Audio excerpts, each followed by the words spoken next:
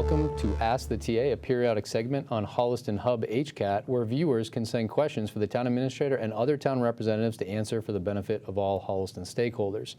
I'll read the question for discussion today and then introduce my guests. The question from the viewer was, how has the town made progress in the 2022 recommendations from Municipal Resources Incorporated, or MRI, for the organizational evolution of the Holliston Fire Department, specifically related to the ambulance service model? To answer that question, I have with me Chief Michael Cassidy and Assistant Chief and EMS Director Brian Kelley, and we'll review the progress made to date on MRI recommendations, the most illustrative example being the Assistant Fire Chief EMS Director who's sitting with us today, who have just recently started after the creation and approval of the position at the May 2023 annual town meeting. We'll then highlight the next checkpoints on the horizon. Welcome, gentlemen. Thank you for being with me today. Thank you for having us. Great. So we will get right into the presentation, and I will let you take it away on giving us an update on how we got to where we are. Excellent. Thanks so much. So we do have some slides that we've prepared, but they're really going to be a springboard for our discussion today. There are some bullet points that we may go into more detail on, and there are others that we'll probably just gloss over. Obviously, if you have any follow-up questions, we'd be happy to go into those. But as you indicated, our timeline sort of starts with the MRI report, which was provided to the Select Board in May of 2022. There were a lot of action items from that, and there were different members of the organization that were tasked with coming up with a response to those recommended actions. And that was something that we focused on for about 6 weeks. And then we came to the board in mid-July, and we sort of gave a response to the MRI report, and where we saw the recommendations, they were bundled into different task areas, and then we really set about the task of following out on those recommendations. And then there were some where we said, we understand where the consultants were coming from, but we just don't think it's a good fit, so we're going to put that off to the side and focus on other areas. And then that led ultimately through multiple back and forth conversations between you as town administrator, myself as fire chief, select board members, finance committee, as we were developing recommendations for last year's fall town meeting. Ultimately, one of the things that came about in the fall town meeting in 2022 was the programmatic stabilization fund, which really allowed us to address a couple pain points for public safety at the same time, including the pay rates for EMTs, which we were able to demonstrate were below market. And then also we were able to address dispatch pay rates, because both we and the Collins Center in a separate study had identified that recruitment and retention of dispatchers was an ongoing problem, both for the fire department as well as for the police department. And the October town meeting with those EMT pay rates, really we changed the compensation model. Up until that point, we had really been focusing for decades as an on-call department.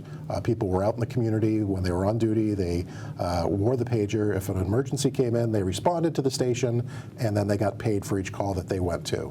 What we had been piloting starting in July of 2022 was incentivizing people to be at the station. One of the items which had been discussed both in the MRI report as well as some feedback that we'd received from some residents was the key phrase was response times. And so a way to try and make sure that the ambulance got out the door faster and was able to respond to calls sooner was to incentivize personnel to be at the station. We tried one incentive, and that didn't really seem to be moving the needle, and largely that was because financially it wasn't that much more of an incentive. And so working with your office and the board and with the support of the finance committee and ultimately the voters, we were able to overhaul our compensation structure for the EMTs and offer, if someone stayed for the 12-hour shift at the station, really we were paying them hourly. And if someone stayed in the community and was responding to the station or would meet the ambulance at the scene of an emergency, then they were getting paid a stipend and then an hourly rate for each call to which they responded. And so those were big changes that were made possible with the programmatic stabilization fund. And then right on the heels of this new financial model being available to us, In December of 2022, the Select Board approved the intermunicipal agreement with the Holbrook Regional Emergency Communication Center and worked out a plan to be able to incentivize our existing dispatchers to be able to stay through the end of calendar year 2023. But again, these were all areas that were identified in the MRI report, and we were chipping away at the list. And so as we move to the next... I'll just point out on that, for anybody, who's new to the concept of the regional dispatch, we are following also Sherburne, who transitioned last year, January 1st, 2023. Our transition date is January 1st, 2024. We expect residents to see no change, essentially, if you're picking up and dialing 911 to the end user, but really something that, based on both a Collins Center study and the MRI recommendations, is something that we felt necessary throughout public safety in the town of Holliston. And also a significant infrastructure investment will be made by the Holbrook Rec as part of the funding that they've received from the State 911 Department. So we'll see enhancements to the mobiles and portables available to both fire, police, ambulance personnel, as well as additional infrastructure with regards to fiber, building security, cameras. We're really excited about the changes that are being made possible by our partnerships with Holbrook. 2023 technology. Absolutely. So that brings us up to the May 2023 annual town meeting, where, as you mentioned in your introduction, two of the major elements moving forward on a lot of the MRI recommendations was the creation of the Assistant Fire Chief EMS Director position. And obviously, as part of that position, we recognized that there would need to be a vehicle available for that individual. So one was funded as part of the operational budget, one was funded as part of the capital budget. Both were approved by the voters with overwhelming support, and so that allowed us to then, we had been working closely with HR behind the scenes, so that as soon as the vote had been taken by town meeting, the funding was authorized for starting July 1st. HR was able to post the position in June. There were responses that were due. The position was posted in May, and then responses were due by June. They were reviewed, and we had our first round of interviews at the end of June. That was a very comprehensive panel of not only yourself, the HR director, myself, but also two fire chiefs from Massachusetts who have experience both with the call model as well as different ambulance service delivery models. So it was a well-rounded review panel.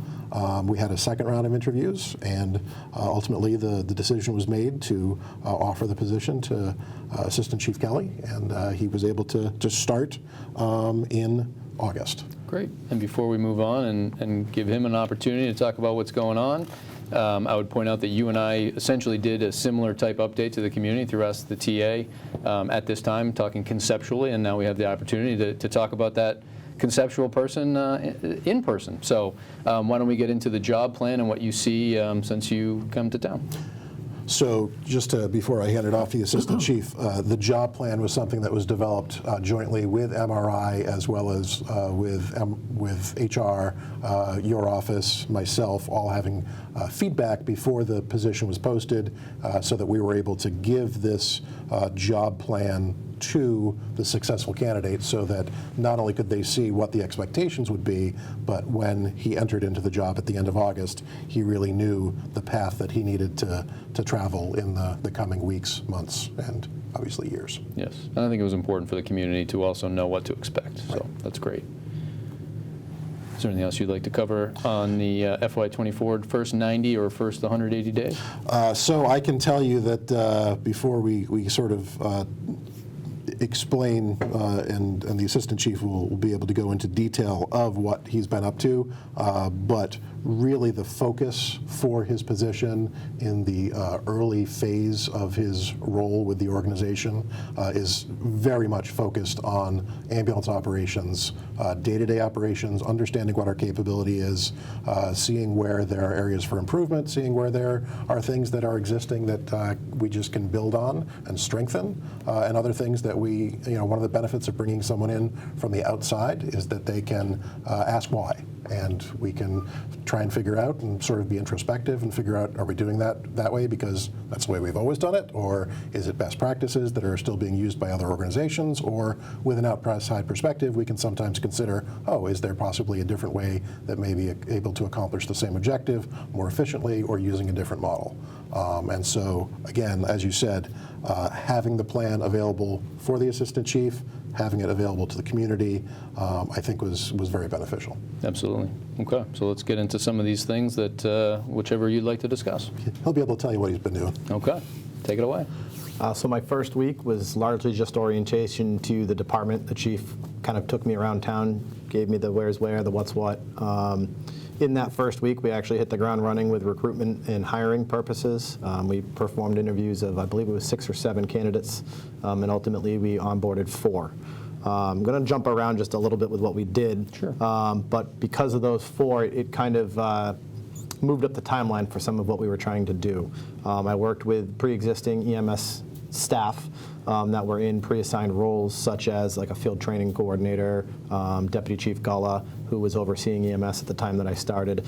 And we decided to look at the field training officer program that we have and kind of revamp it. It was in place, it was doing what it needed to do, but we wanted to add to it, we wanted to modify it with some input from some of our staff. So we were able to do that, I'd say within the first 30 days or so, and those folks started at the beginning of October, and they are the first 4 to use this new model. And it's, again, just to emphasize, there was nothing wrong with the pre-existing training plan. We just added to it. We took it and we added to it. So some of the things that we were able to do was to add some online EMS education. So that way, and we'll get to this later on in my plan, let's call it, for what I should be doing my first 6 months or so. We were able to become compliant with state-mandated training that we have to do. And with our model, with not having full-time staff in the station, sometimes it can be difficult to keep people on point as far as training points. Having that flexibility from an online training platform allows those that want to get the in-person training to come in to the station every month to our in-person trainings, as well as those that could be, say, a seasonal employee that are away at college to stay compliant. So when they come back to town for the holidays or for vacation and whatnot, we're able to utilize them immediately. So that was one of the first things that we tackled just because of the fact that we were interviewing employees in that first window. One of the next things I was able to do on the lines of training was meet with our training coordinator, who in conjunction with him, we were able to develop a 30, 60, 90-day plan for our training. So that way, we just kind of hit the ground running, and there was no lapse in what was going on prior to. It was just kind of a continuation, and we kind of just steered the ship a little bit one way or another. So some of the things that we were able to do collaboratively in the first 60 days or so, we actually brought the town of Medway in to help us out by giving us or allowing us to use some of their ALS equipment.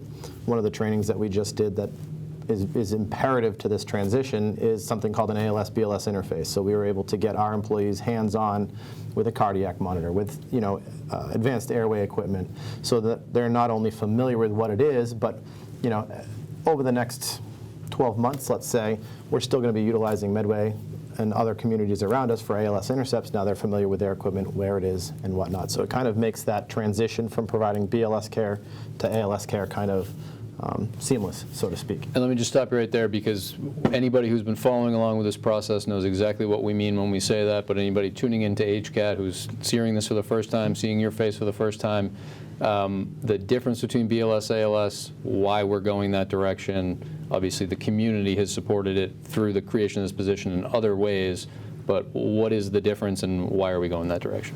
Either way. Sure. So I'll sort of give a quick overview, and obviously the assistant chief can get into some more of the technical. But currently, depending on the nature of the call when someone requests an ambulance, depending on the level of care that's needed in the pre-hospital setting, it can either be accomplished by our ambulance, which has a basic ambulance service license, BLS. And we have both basic EMTs as well as we have half a dozen paramedics who work for us, but because we are licensed at the basic level, they are obligated to work under the pre-hospital treatment guidelines for basic EMTs, even though they may work as a paramedic in another system or for another agency. But there are certain calls where we need advanced life support, or ALS, skills to be performed in the field or on the way to the hospital. And to do that, our current model is what's referred to as an intercept, which means that an ALS licensed ambulance service, be it either fire-based municipal or a private ambulance, meets our ambulance en route to the hospital, or sometimes they get to the scene while we're still there, and they do the procedures in the back of our ambulance on the way to the hospital, and it is a fee-for-service basis.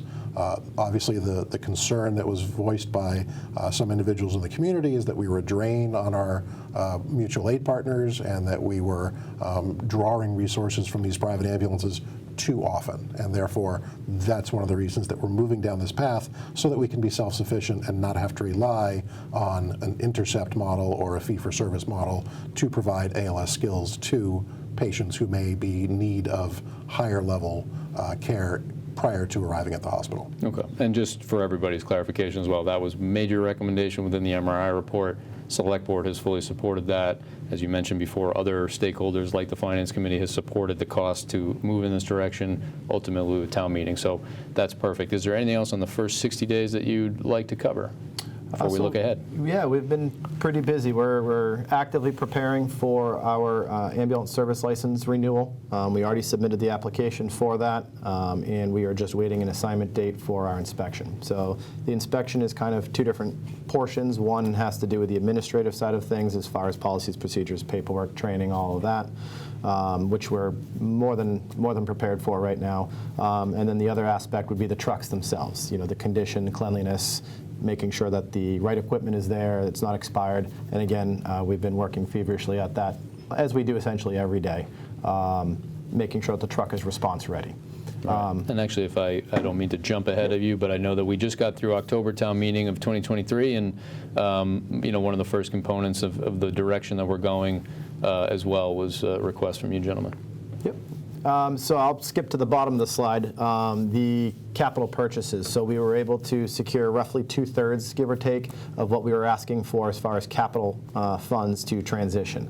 So with that, over the last month or so, we have been doing quite a few vendor demos, and some of that is equipment-based, some of that is technology-based.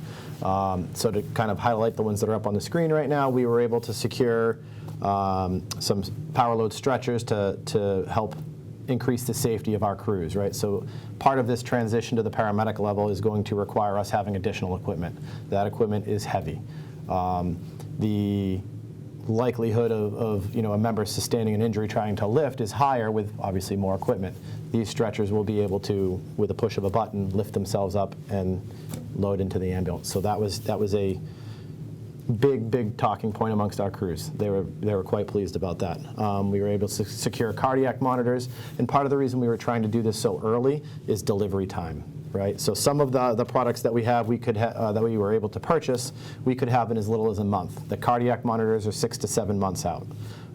So my personal goal is to try and transition to the paramedic level on or around July 1st of 2024. To do that, we need to get some of these products ordered ahead of time because of supply chain issues. Other things that we're doing, again, we're in the process of renewing our ambulance service license. We're going to have to do that again as part of the transition process. It's the same paperwork, just a little bit more to add on. So part of what the chief and I are doing, and this ties into some of the technology that we're looking at, is revising our existing EMS policies and our existing fire policies, and then we're going to try and merge them into one, I don't want to call it a book, but more or less a book. That way, A platform. Platform, yeah. It's all in one spot. So our members will be able to, on their phone, at home, at work, access all of our policies, procedures in real time. So that's one of the nice software upgrades that we're looking at. Another one was a record management system, so that way we can take everything from the fire side and the EMS side and have it in one joint spot. And it's going to be a cloud-based software, so again, we have the flexibility of doing it real time in the field or doing it, you know, at the station on a computer, on a tablet, so forth. And that has some other sides that are nice that we're going to be able to implement, scheduling, permits, things along those lines. As part of the process, we have to apply for a new controlled substance license. Again, that's more administrative at this point, and then in the spring, with that additional capital funding, we'll purchase products that could potentially expire. There was no reason to buy them 9 months before we're going to be operating, so we lose the shelf life. The chief and I have been slowly working on looking at the recruitment and retention. Some of that we'll get to later on, but compensation and then trying to attract and retain employees. Not just paramedics. I don't want folks at home to think that we need to get rid of the EMTs that we have. They have a very important place where we are. There are very few services in the state that offer double paramedic trucks. That's becoming a thing of the past. So you're going to have a paramedic with a basic or a paramedic with an advanced EMT becoming, and it is already, I would say, the norm, so to speak, these days, paramedic basic staffing model. Some communities are lucky enough that they have the staffing to get enough paramedics to have 2 at all times, but our EMTs are imperative to our plans, and I don't see them going anywhere. So, right now, 50% of our calls are BLS transports. The other 50% is split almost evenly between ALS calls and refusal no transport cancellations. So again, right now, already half of the transports that we're doing in the hospital are being handled at the basic level in accordance with our license and not needing any ALS intervention. So again, as the Assistant Chief indicates, there's not going to be a push to get rid of our existing basic EMTs. We're supplementing the staffing with additional ALS certified members. And I think what Holliston's done pretty well as well in the past, and will continue to do, obviously, is those individuals who are interested in becoming EMTs, in many instances, are interested in pursuing further and becoming paramedics, and therefore we always want to support that. Right? A lot of times, some of these things can be done through internal upward mobility, so that's good to know. The only thing I would mention on the capital purchases, because I know this came up in the discussion, I just want to point out a lot of the difference between a BLS ambulance and an ALS ambulance is the equipment and the technology, not the truck itself. And so many of these things that you're doing now, should we replace a truck, move into the new truck, it's what you're providing to the staff, and then the staff certifications that lead to the ALS.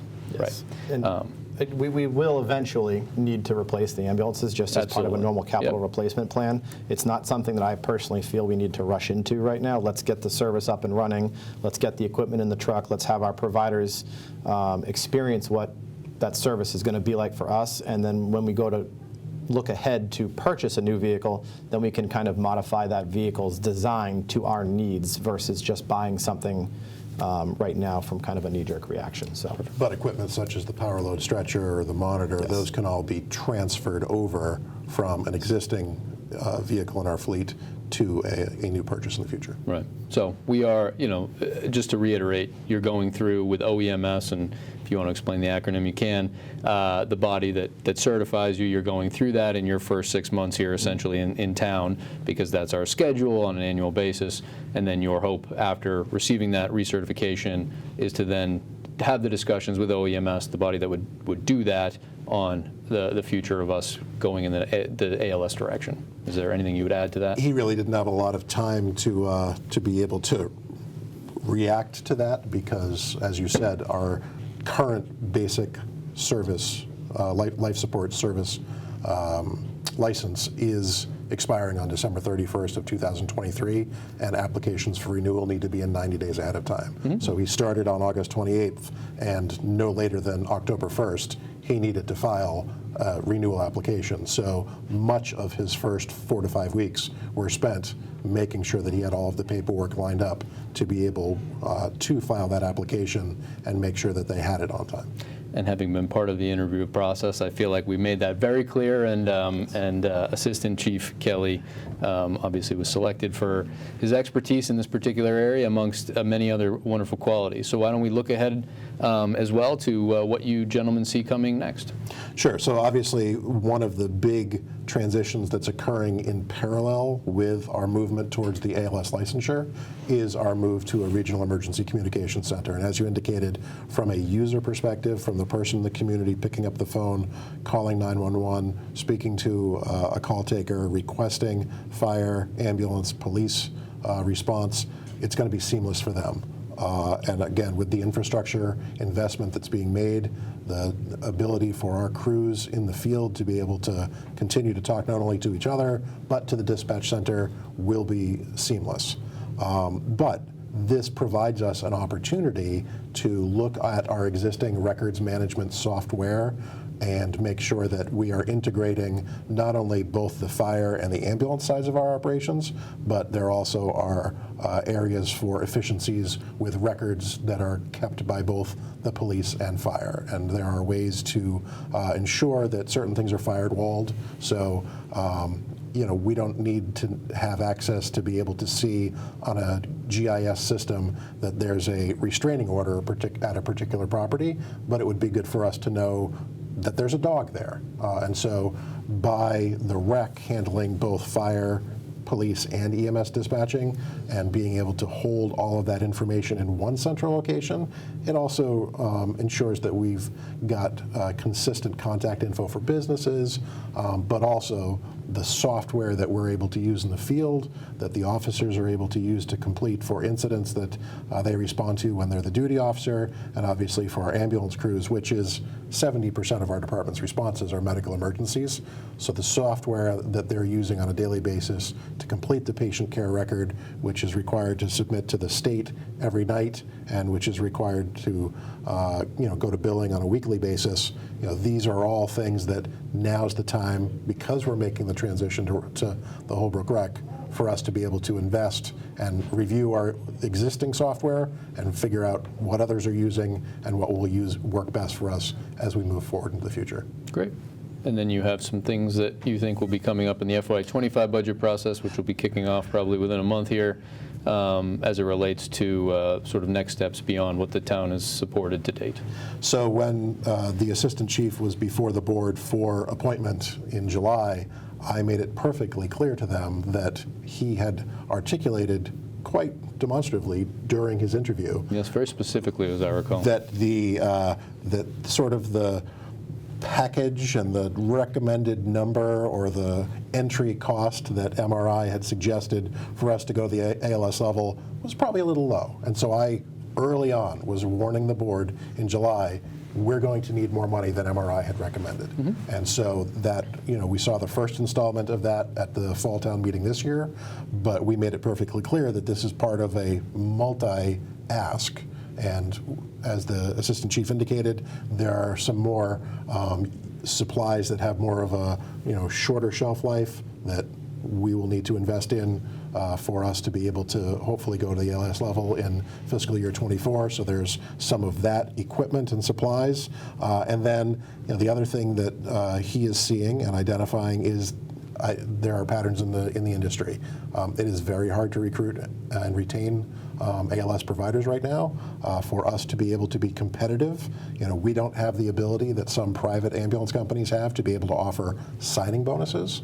So really the way we need to incentivize people to come and stay is with the hourly rate that we are providing to them. So anticipate that as part of the ramp up to the annual town meeting in May of 2024, that the assistant chief, through me, will be making recommendations to you, to the board, to the finance committee, ultimately to the town meeting, that our wage and compensation chart for EMS providers, both at the basic level as well as the ALS level, will probably need to be even higher than what we were able to accomplish with the programmatic stabilization fund previously. And not to scare anybody, obviously, because I think just so we tie this back to the MRI recommendation, the MRI recommendations were specifically tailored to Holliston, and their point was essentially you can continue, you can increase your current model to achieve ALS. The reason they recommended that, as opposed to some towns who have gone to an outsourced ambulance model, is that the revenue, the way that the revenue works, whether it be Medicare, other forms of essentially the collection of cost of ambulance service, is billed at a higher level at ALS, not necessarily to the end user, but through most likely insurance.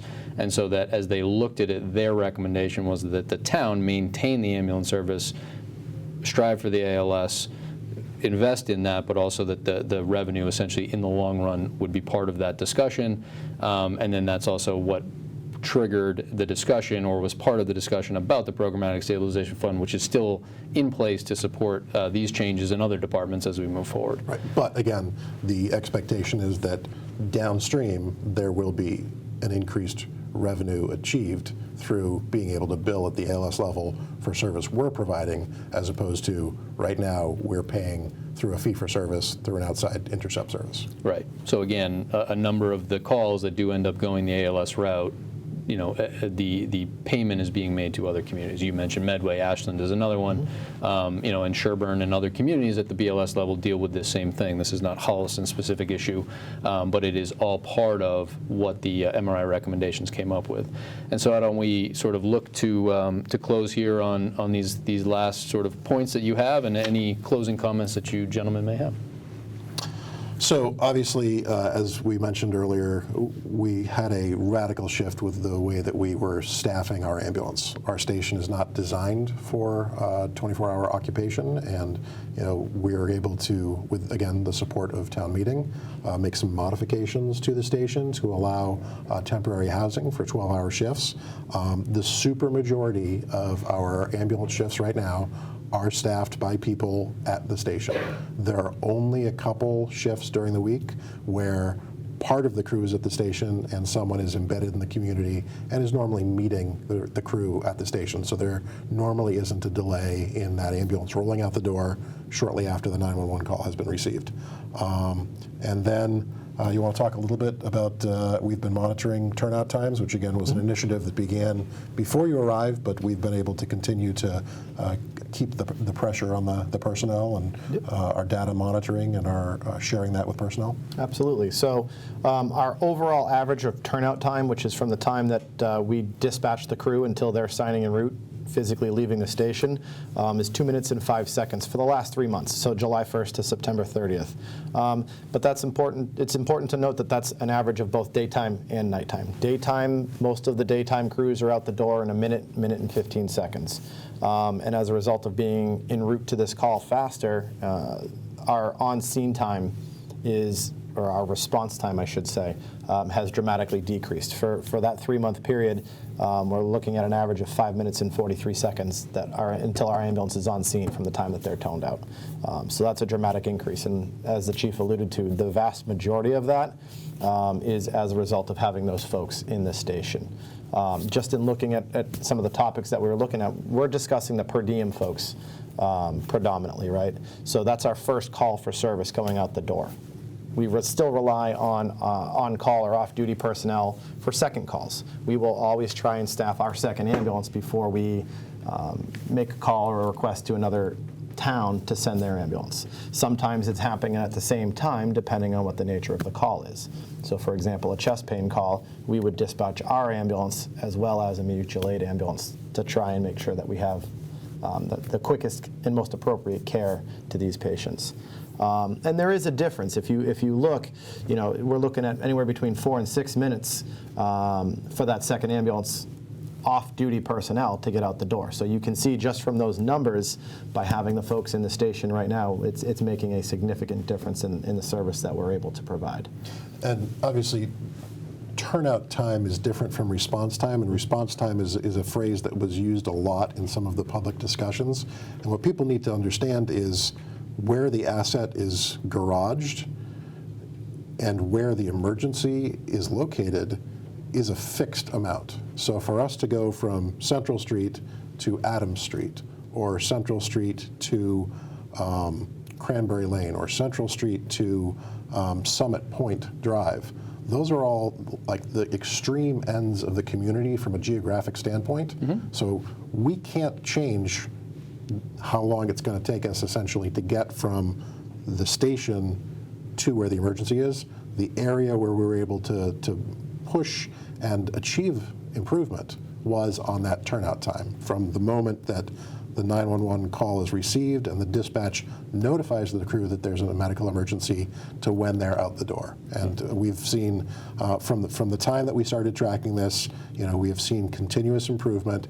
And as we continue to emphasize to the personnel that this is something that we're watching and this is part of the expectation of the community, it's been a good dialogue, and it's been a good transition to see with the personnel, and they have a real understanding of why it's important when those tones drop that they're out the door as quickly as possible, safely, but at the same time as quickly as possible. Great. So many changes and improvements already, but we also have a lot of exciting things to come. So is there any other points you'd like to make before we end and come back in the FY25 budget process? Oh, happy to come back for another episode. Obviously, this is a really exciting time. I've been with the town of Holliston for over 3 decades. I've been chief of the department for 23, and this is a really exciting time. We are at a point where we are making tectonic changes to the organization, and sometimes that causes a little bit of anxiety, and sometimes you need to manage those feelings of existing personnel, but we're trying to find that balance between the expectations of the community, the affordability for the community. We recognize that this is taxpayer funded, while also trying to deliver the best service to the community as possible. And so for some who may be frustrated that we're not moving fast enough, and for others who feel that we're going too quickly, buckle up and just go on the journey with us. And we appreciate your patience and your grace with which you allow us to implement these changes. But again, we couldn't do this without the support of the appointed and elected officials, as well as the voters who are supporting this financially at town meeting. Okay. Well, thank you both for being with me, and we will check in soon. Thank you to my guests, Chief Cassidy and Assistant Chief and EMS Director Brian Kelley, and thank you for watching Ask the TA on Holliston Hub HCAT. We hope you found it informative, and if you have a question that you'd like answered in a future segment, please email us at the address on the screen below. Thank you for joining us.